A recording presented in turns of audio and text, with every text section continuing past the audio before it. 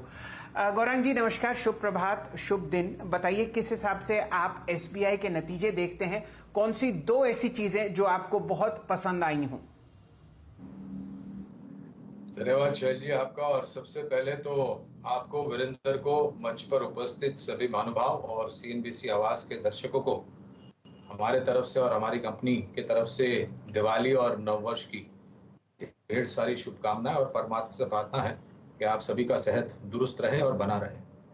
तो मेरा मानना यह है आंकड़ों को देख करके कि जितने भी मापदंड में हमने अनुमान लगाया था, उन सभी पर मेरे ख्याल से कहीं पर उम्मीद से बेहतर और कहीं पर उम्मीद पर खरे उतरे हैं। एक मुक्त जो घाटा उन्होंने बताया है, करीबन 7,420 करोड़ का था आंकड़ा मेरे ख्याल से। अगर मैं गलत हूं तो आप मुझे सही कीजिएगा।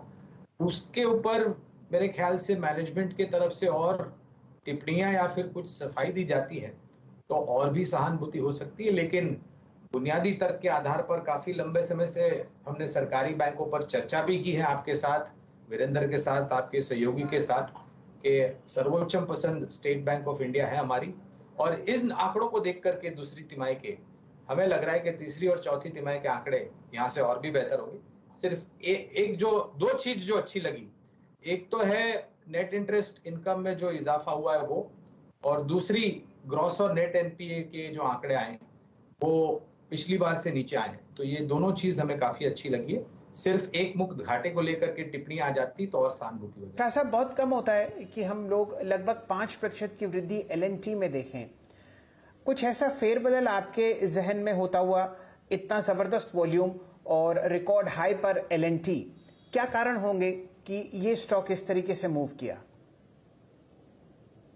विशाल जी, मेरा अनुमान ये कहता है कि एक तो हाइड्रोकार्बन बिजनेस जो है इनका वो, दूसरा इंफ्रास्ट्रक्चर, तीसरा डिफेंस, और एक डाइवर्सिफाइड कॉन्ग्लोमरेट है एलएनटी शैल जी। और सबसे बेहतरीन बात यह है कि ये सबसे इन्वेस्टर फ्रेंडली कंपनी भी है। हर 3 या 4 साल में आपको बोनस की घोषणा होती हुई दिखाई देती है, और एक्स बोनस होने के बाद शेयर के दाम फिर से कम बोनस के स्तर पर आ जाते हैं।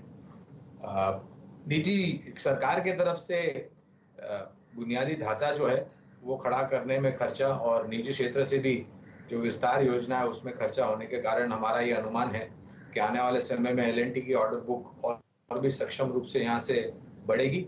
और इनका तजुर्बा जो है, इनके पास जो मैन पावर स्किल्स हैं, वो इस ऑर्डर बुक को समय अनुसार एग्जीक्यूट भी करते हैं, जिससे जो योगदान है नतीजों पर वो आता है।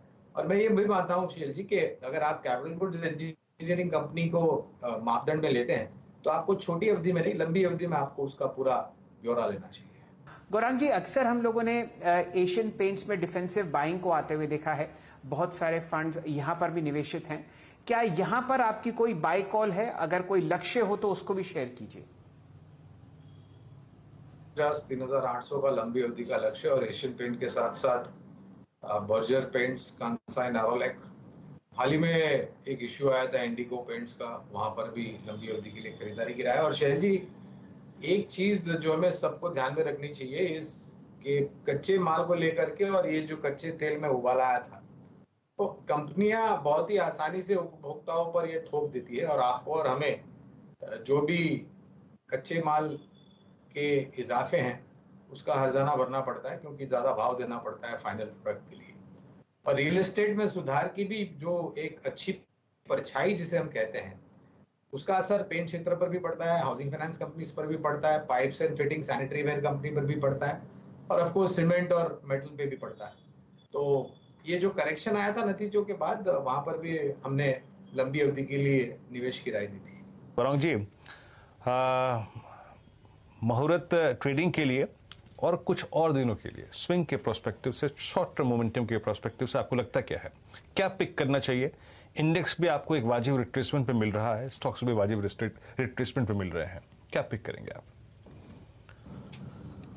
कल के नतीजे देखने के बाद भारतीय एयरटेल को मैं ज्यादा तवज्जो देना चाहूंगा यहाँ पर वीरेंद्र। और ये एक छोटी, मध्यम या लंबी अवधि के लिए भी अगर आप हमें पूछते हैं तो भारतीय एयरटेल जो करेक्शन आया है और बाजार में जो नीचे की तरफ के दायरे दिख रहे हैं, इस नीचे की तरफ के दायरे का फायदा उठा करके मेरे ख्याल से भारतीय एयरटेल आपको पसंद करना चाहिए।